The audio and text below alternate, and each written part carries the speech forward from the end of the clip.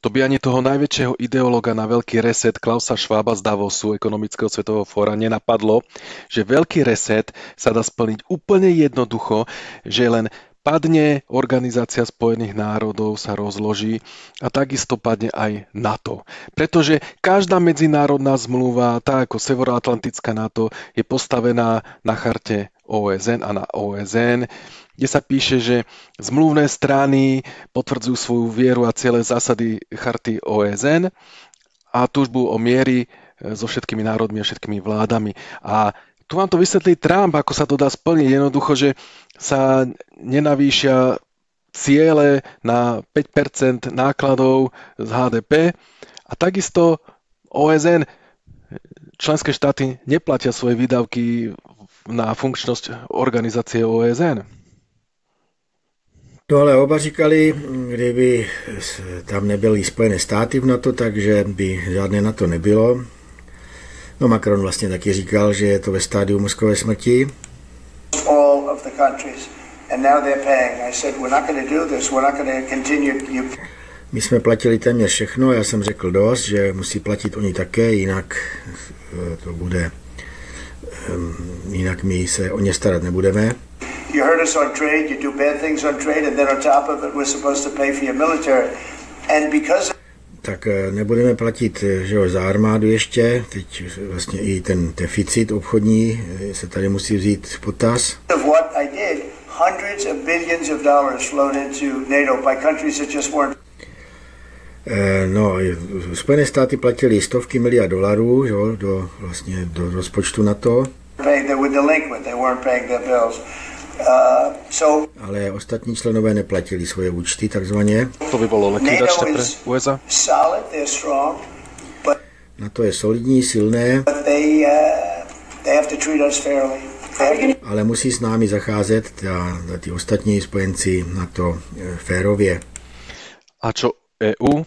Toto je zmluva o Európskej únii. Tá je takisto postavená na charte OSN.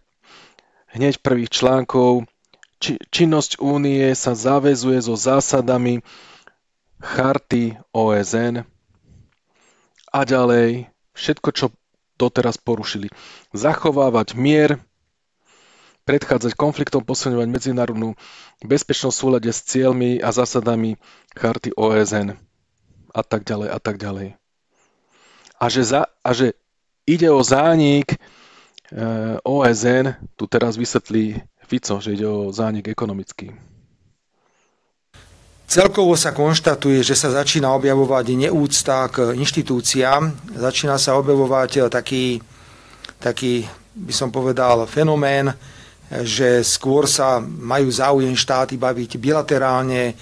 Tento problém s imidžom má aj Európska únia, pretože ak sa pozrieme na to, ako sa Spojené štáty americké pozerajú, tak neuznávajú inštitúcie, skôr uznávajú individuálne členské štáty Európskej únie.